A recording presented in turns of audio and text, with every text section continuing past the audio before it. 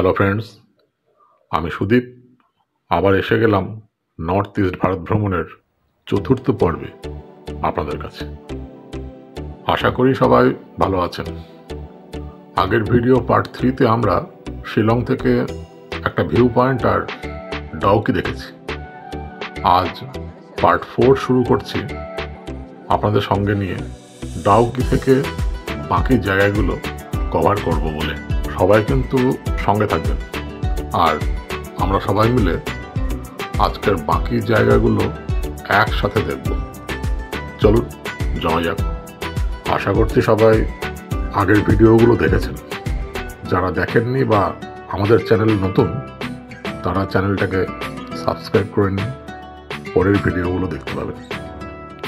ডাউকিতে boating করে বাংলাদেশের মানুষের সাথে কথা বলে ওদের কাছ থেকে আচার মশলা মুড়ি কিনে ওপরে উঠে এলাম। বাপিদা আমাদের জন্য অপেক্ষা করছিলেন।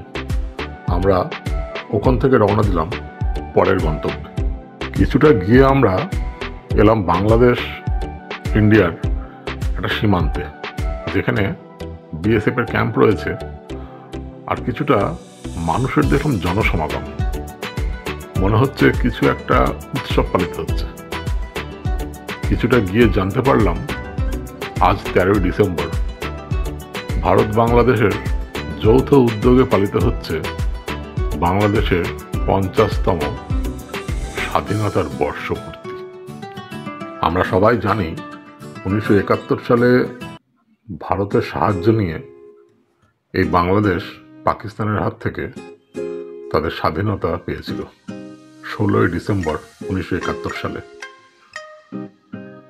ভারতের কূটনৈতিক ও সামরিক সাহায্যে বাংলাদেশ মুক্তি পায় পাকিস্তানের হাত থেকে।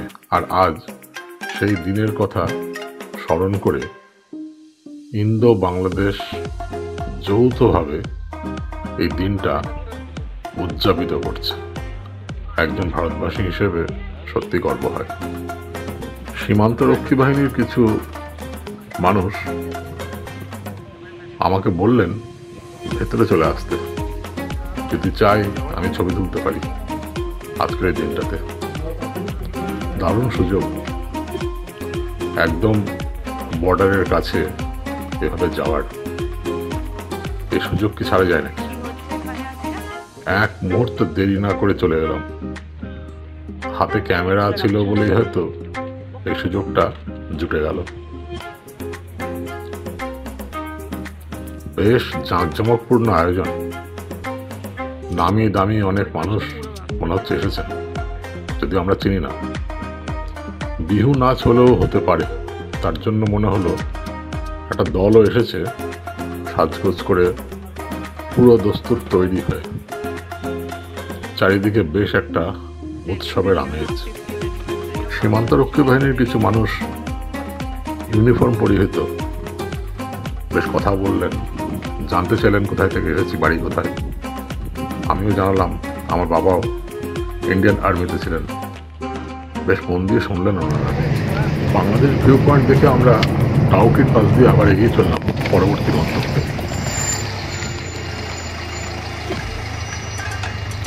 ডাউকি দেখে ফিরছি, নিচে ডাউকি রিভার। দারুণ জলটা, এত পরিষ্কার জল, বোটটা যাচ্ছে।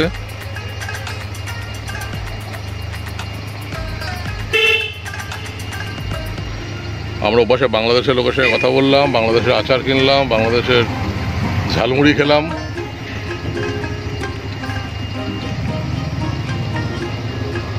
আজকে বাংলাদেশের স্বাধীনতার 50 বছর পূর্তি। লাকিলি আমরা আজকে এসেছি, সেজন্য বাংলাদেশ বর্ডার,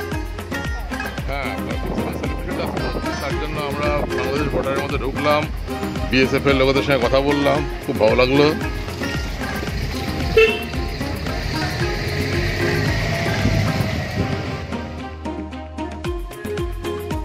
ডাউকি থেকে আমরা ফিরে চললাম সেই এক ব্রিজের উপর দিয়ে আমাদের পরবর্তী গন্তব্য বোর্ড হিল ওয়াটারফলসে।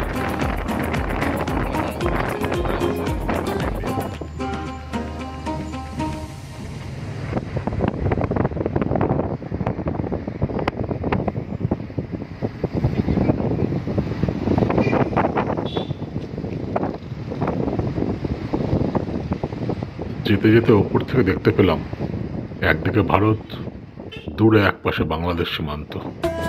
ভারী অদ্ভুত দৃশ্য।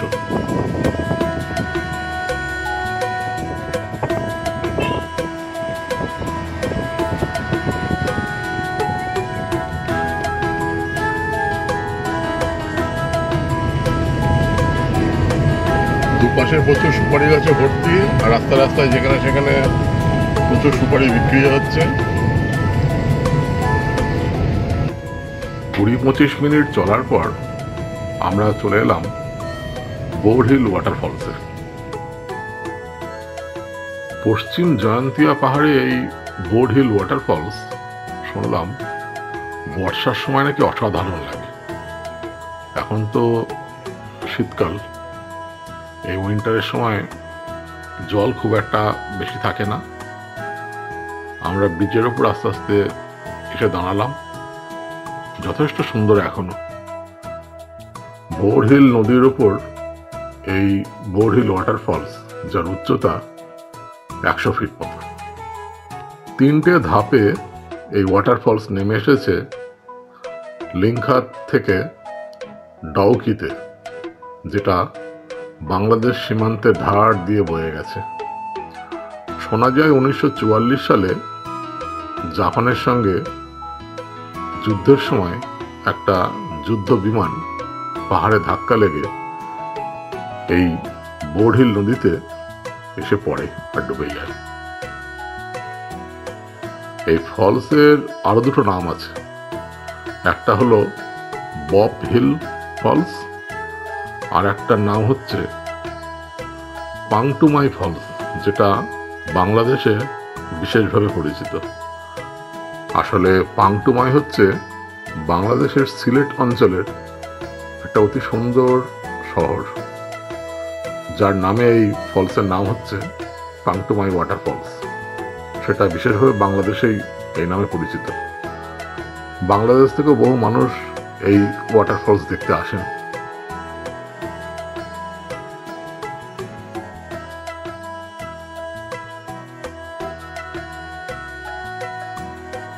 বাপিদা গাড়ি নিয়ে চলে এলেন ব্রিজের ওপর। আমরা এগিয়ে চললাম পরবর্তী গন্তব্য clean village Mawlynnong. Clean village যাওয়ার পথে আমাদের বাঁ দিকে ফেন্সিং দেওয়া বাংলাদেশের বর্ডার। ওপারে পরিষ্কার দেখা যাচ্ছে বাংলাদেশের মাঠ, ঘাট, পথ, ঘর বাড়ি, খেতে জমিতে গরু চড়ছে, মানুষ ঘুরে বেড়াচ্ছে। এক অতি অদ্ভুত সুন্দর অভিজ্ঞতা। শুধুমাত্র একটা কাঁটা তার, যার এপার আর ওপারের ভাষা, সংস্কৃতি, আচার ব্যবহার, আচরণ অনেকটাই একরকম। মানুষের চেহারাও অনেকটা মিল আছে, কিন্তু পরিচয়ে দুটো আলাদা দেশ, আলাদা রাষ্ট্র।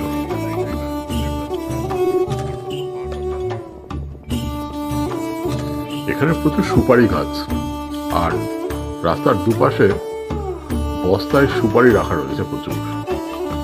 শুনলাম এই সুপারিগুলো বাইরে সাপ্লাই হয়।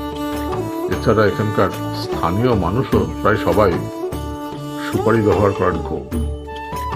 কাঁচা সুপারি আমরা হয়তো খাওয়ার কথা ভাবতে পারি না, কিন্তু এখানকার স্থানীয় মানুষ বেশিরভাগই মুখে সবসময় কাঁচা সুপারি রাখেন। এটাই এখানকার প্রধান নেশা বলা যেতে পারে। আরো 30-40 মিনিট পর আমরা এসে গেলাম মাওলিনং ক্লিন ভিলেজে। বাইরের গেটের কাছে দেখলাম অনেক গাড়ি দাঁড়িয়ে আছে। মানে এখান থেকে ভেতরে বাইরের গাড়িরা ঢুকতে দেয় না। আমাদের গাড়িও যথারীতি পার্কিং লটে রেখে আমরা এগিয়ে চললাম।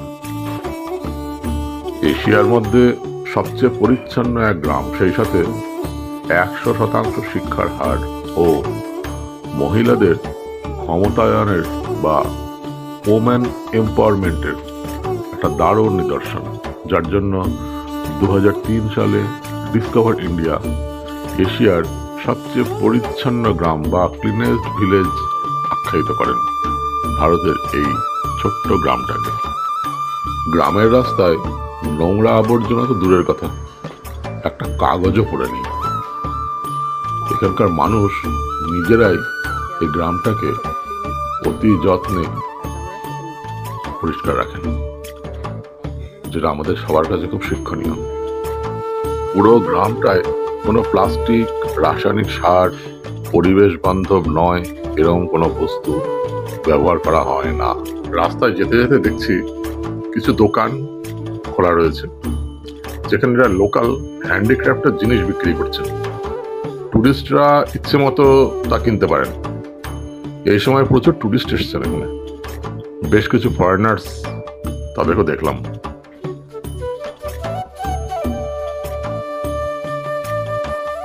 সারা রাস্তায় নেই কোনো পান মশলার packet, plastic carry bag, polythene, আবর্জনা, না, কিচ্ছু নেই।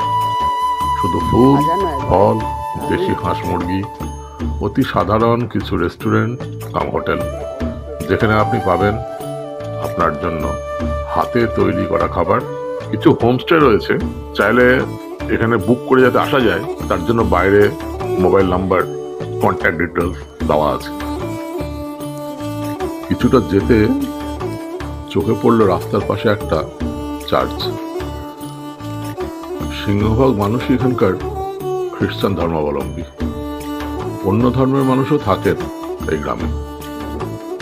সময় পাবো না, কারণ পুরো গ্রামটা ঘুরতে হবে, তাই চার্চে আর ঢোকা হলো না। খুব খিদে পেয়ে গেছে, লাঞ্চ টাইমও পার হতে চললো। আমরা সেই মতো একটা লোকাল রেস্টুরেন্টে ঢুকে পড়লাম। একজন বয়স্ক মানুষ বসে আছেন, একদম টাটকা গরম খাবার, খুব সাধারণ খাবার, মেনু বিশাল কিছু নয়, কিন্তু দারুণ স্বাদ। বিশেষ করে এখানকার স্যালাড ও লোকাল যে চাটনি বা আচার পাওয়া যায়, সেটা দেখলাম খুব বেশি রকমের সুন্দর। টাটকা ফল থেকে স্যালাড ও চাটনিগুলো এনারা তৈরি করেন, সেজন্যই হয়তো স্বাদটা এত ভালো। সম্পূর্ণ দেশি অর্গানিক সবজি আর দেশি মুরগির ঝোল দিয়ে দুপুরের খাবার সেরে আমরা আবার বেরিয়ে পড়লাম গ্রামটা ঘুরে দেখতে। বাবিদাকে বলা আছে আমরা 1 থেকে 1.5 ঘন্টার মধ্যে ফিরে আসব। শেষ দুপুরের আলোতে ছোট ছোট বাচ্চারা গাছে চড়ে খেলা করছে। কি সাধারণ অথচ কি সুন্দর জীবনযাত্রা। ওদের এই খেলাধুলোর ধরন দেখে আমাদের ছোটবেলার কথা মনে পড়ে যাচ্ছে। আমাদের এখনকার জেনারেশনের ছোটরা তো মোবাইল, ল্যাপটপ, ভিডিও গেম ছাড়া আর কিছু জানতেই পারলো না, কিন্তু এদের দেখে মনে হচ্ছে শিক্ষায় অনেক দূর এগোলেও এদের জীবনযাপনের ধরন, খেলাধুলোর রকম আমাদের ছোটবেলার মতোই পড়ে আছে। পুরো গ্রামটা নো স্মোকিং জোন। কেউ এখানে ধূমপান করতে পারবেন না, কেউ কোনো রকম আগুন জ্বালিয়ে গাছপালা পোড়াতেও পারবেন না। 100% শিক্ষার হার, প্রতিটি মানুষ শিক্ষিত, কিন্তু নেই কোনো শিক্ষার অহংকার। নিজের হাতে এরা নিজের গ্রাম, নিজের রাস্তা পরিষ্কার করেন। মাঝে মাঝে রাখা আছে আবর্জনা ফেলার জন্য একটা ডাস্টবিন। বেশ অনেকগুলো ডাস্টবিন দেখলাম, ভারী সুন্দর দেখতে। এটাও কিন্তু বেতের তৈরি, কোনো প্লাস্টিকের নয় বা কোনো মেটালেরও নয়।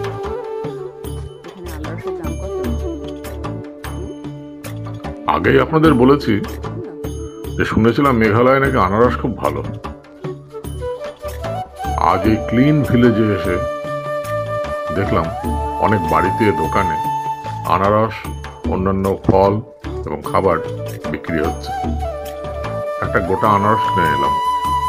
ওনারা কেটে ছাড়িয়ে পরিষ্কার করে মশলা মাখিয়ে দিয়ে দিলেন। Just awesome. ভাবা যায় না আনারস আজ পর্যন্ত অনেক খেয়েছি, কিন্তু এত ভালো স্বাদের আনারস সত্যি খাইনি। তাই বলে রাখছি, মেঘালয় এলে, বিশেষ করে এই ক্লিন ভিলেজে এলে অবশ্যই খেয়ে দেখবেন। বিকেলের ফলাহারটা এই লোকাল আনারস দিয়ে সেরে ফেললাম। এবার ফিরতে হবে, অনেকক্ষণ হয়ে গেছে, বাপিদা ওয়েট করছে আমাদের জন্য নিশ্চয়ই। সুন্দর একটা অভিজ্ঞতা নিয়ে, শান্ত স্নিগ্ধ এক গ্রাম্য অনুভূতি শরীরে মনে মেখে নিয়ে ফিরে চললাম আধুনিক সভ্যতার পরিচিত এক অন্য পৃথিবীতে, যেখান থেকে আমরা এসেছি। যদিও আসল সভ্যতার মানেটা বোধহয় বোঝা বাকি থেকে গেল। এই মলিংগ্রাম ভিলেজের কিছু ছবি তুলেছিলাম, ভাবলাম আপনাদের সঙ্গে সেগুলো না শেয়ার করা যাক, নিশ্চয়ই ভালো লাগবে আপনাদের।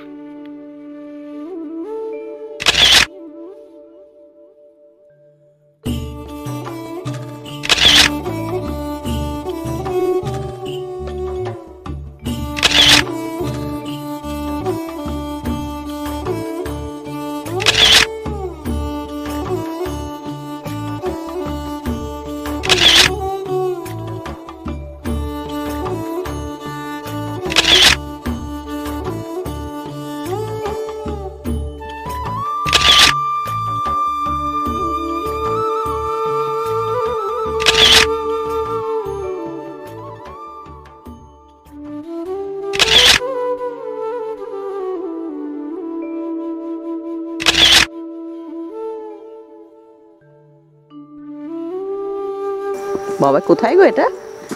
Living root bridge.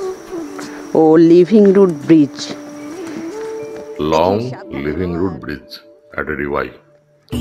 এটা হচ্ছে আমাদের পরবর্তী গন্তব্য।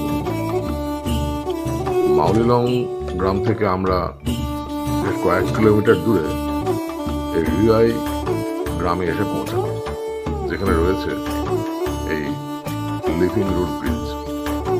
প্রসঙ্গত বলে রাখি, মেঘালয়ে ডাবল ডেকার রুট ব্রিজ খুব নাম করা, কিন্তু আমরা ওটা বাদ দিয়ে এখানে এলাম, তার কারণ ওখানে প্রায় 4000 সিঁড়ি উঠতে হবে এবং নামতে হবে, যেটা সময় এবং শক্তি দুটোতেই হয়তো বেশ চ্যালেঞ্জের ব্যাপার।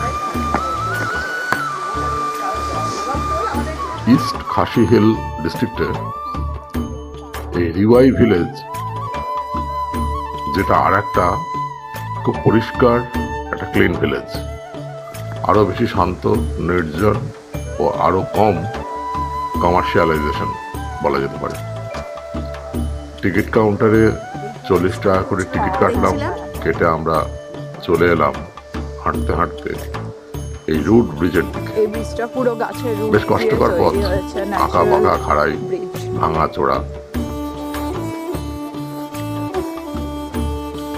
এখানে এক বিশেষ রকমের রাবার প্লান্ট রয়েছে, যার রুট খুব শক্ত, মজবুত এবং ইলাস্টিকের মতো নমনীয়। এর সাহায্যে এখানকার স্থানীয় খাসি উপজাতির মানুষেরা এই ব্রিজটা বানিয়েছেন। এই ব্রিজের দুই পারে বড় রাবার প্লান্ট লাগিয়ে তারপর এর মাঝে ছোট ছোট রাবার গাছ, এর রুট বিশেষ পদ্ধতিতে লাগানো হয়েছে, যেটা একটার সাথে আরেকটা আপনা আপনি জুড়ে গিয়ে বাড়তে থাকে। আর এই ব্রিজ দিনকে দিন আরো শক্ত এবং দীর্ঘস্থায়ী হবে। সত্যি একটা অসাধারণ অভিজ্ঞতা। সময়ের সাথে সাথে এই শিকড় একটার সাথে আরেকটা আরো বেশিভাবে জুড়ে যায়, আরো শক্ত হয়, আরো মজবুত হয়। এই ব্রিজের স্থায়িত্ব, আয়ু আরো বেড়ে যায়। আমাদের সামাজিক জীবনেও এই জুড়ে যাওয়াটা যথেষ্ট শিক্ষণীয় মনে হচ্ছে।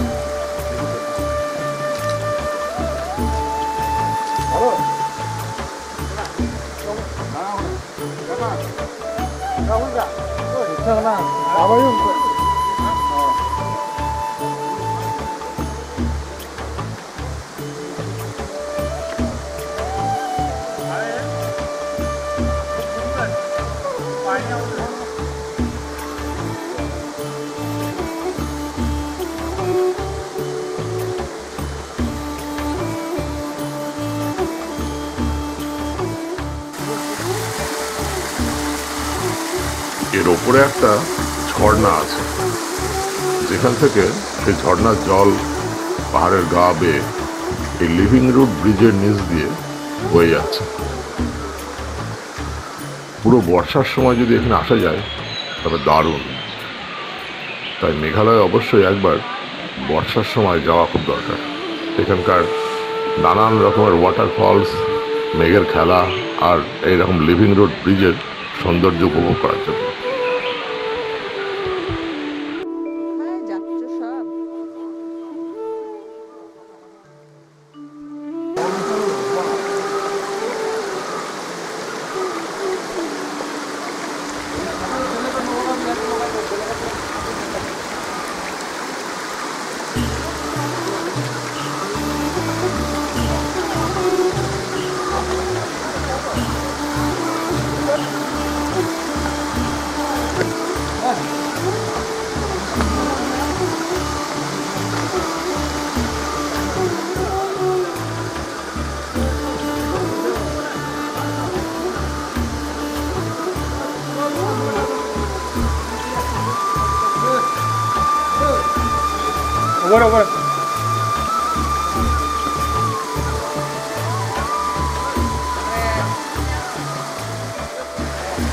মেঘালয়ে এরকম প্রায় 11টা লিভিং রুট ব্রিজ আছে, যার মধ্যে এটা একটা, যেটা সিঙ্গেল ডেকার।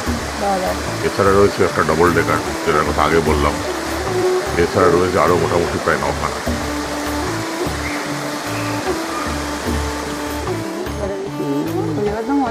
রাস্তাও হয়েছে এখন, এটা ধরতে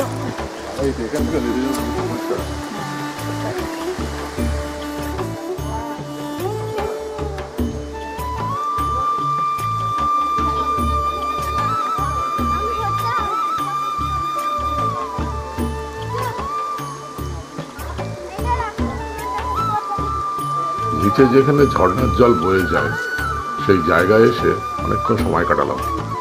বিকেল পড়ে এসেছে, 5টার পর এখান থেকে বেরিয়ে যেতে হবে। তাছাড়া আমাদের শিলং পৌঁছতেও বেশ কিছুটা সময় লাগবে। তাই আস্তে আস্তে আবার পায়ে হেঁটে বেরিয়ে এলাম লিভিং রুট ব্রিজের বাইরে।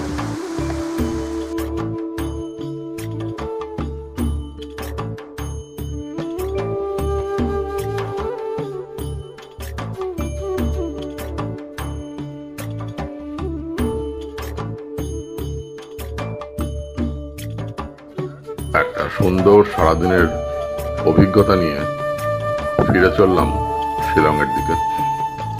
এখন প্রায় বিকেল গড়িয়ে সন্ধে হওয়ার পথে এই পাহাড়ি জায়গা। এখানে তুলনামূলকভাবে ঠান্ডা কালকের তুলনায় একটু কম লাগছে, যদিও বাপিদা বললেন এখন আমরা বেশ কিছুটা নিচে আছি, তাই এরকম মনে হচ্ছে। শিলং পৌঁছে কিন্তু আবার ঠান্ডা বাড়বে।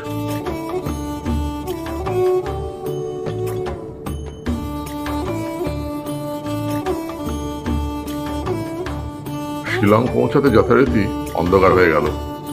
বাপিদা আমাদের হোটেলে নামিয়ে দিয়ে চলে গেলেন আজকের মতো। আবার কাল ওনার সঙ্গে দেখা হবে, ওনার সঙ্গে আমরা আবার বেরোবো বাকি স্পটগুলো ঘুরে দেখার জন্য। আমরা হোটেলে ব্যাগ রেখে একটু পরে বেরিয়ে এলাম হোটেল লাগোয়া পুলিশ বাজার এরিয়াটা ঘুরে দেখার জন্য। এখন কিন্তু সত্যি বেশ ঠান্ডা লাগছে, ডিসেম্বর মাস বলে কথা, তার জন্য হয়তো ঠান্ডাটা আরো বেশি। তবে শিলংয়ের এই পুলিশ বাজার সত্যি এক অন্যরকম জায়গা। এই পাহাড়ি শহরে এখানে সারাদিন প্রচুর মানুষ, প্রচুর ভিড়, প্রচুর টুরিস্টদের আনাগোনা। আমরা ঘুরে ফিরে পুলিশ বাজার এরিয়াটা দেখতে লাগলাম। বেশিরভাগই খাসি ফুড বিক্রি হচ্ছে। রাস্তার ওপর চিকেন, পর্ক আর কিছু মাছের আইটেম নানানভাবে তৈরি করে সার্ভ করা হচ্ছে। সব থেকে বেশি চোখে পড়লো পর্ক আর চিকেন। এটা কাবাব হিসেবে নানান রকম পদ হিসেবে বিক্রি করা হচ্ছে। এছাড়া রয়েছে নানান রকমের স্যুপ, পপকর্নের নানান রকম পদ, আইসক্রিম, কোল্ড ড্রিঙ্ক, চা, কফি ইত্যাদি। চারিদিকে প্রচুর ভিড়, সুন্দর রাস্তা, বড় বড় hotel, restaurant, shopping complex, office, আর এছাড়া রয়েছে নানান রকমের স্ট্রিট ফুড ও স্ট্রিট গার্মেন্টস। অনেক রাত অবধি এই মার্কেট খোলা থাকে, প্রচুর মানুষের ভিড়। এখানে নানান রকমের শপিং কমপ্লেক্স আছে, আপনি চাইলে সেখান থেকে নানান রকমের শীতের পোশাক, জ্যাকেট, সোয়েটার সবকিছু কিনতে পারেন।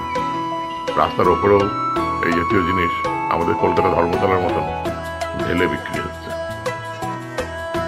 আর এছাড়া রয়েছে নানান রকমের ফল, ফুল আর সবজির বাজার। আমাদের এই হোটেলের নিচে রয়েছে বাঙালি রেস্টুরেন্ট সুরুচি। রাতে সেখানে ডিনার করলাম, বাইরে এসে আইসক্রিম খেলাম। আগামীকাল বাপিদা আবার চলে আসবেন খুব সকাল সকাল আজকের মতো। সারাদিনের ধকলে খুব ক্লান্ত। আগামীকালকের ভিডিও নিয়ে খুব তাড়াতাড়ি আবার দেখা হচ্ছে আপনাদের সঙ্গে। সবাইকে অনেক ধন্যবাদ আমাদের সঙ্গে থাকার জন্য। এই রেইনবো স্কাই পরিবারে আমার মতন আপনারাও সদস্য। তাই ভালো মন্দ, ভুল ত্রুটি যাই থাকুক, আশা করব তার জন্য আপনারা ক্ষমা করে দেবেন। আপনাদের মূল্যবান মতামত কমেন্ট বক্সে জানালে নিজেকে আরো বেশি সমৃদ্ধ করতে পারবো। লাইক ও সাবস্ক্রাইব বাটন প্রেস করে আমাদের সঙ্গে থাকুন। শিগগিরই দেখা হচ্ছে। ততক্ষণ ভালো থাকুন, সুস্থ থাকুন আর অতি অবশ্যই পাশে থাকুন। অনেক ধন্যবাদ।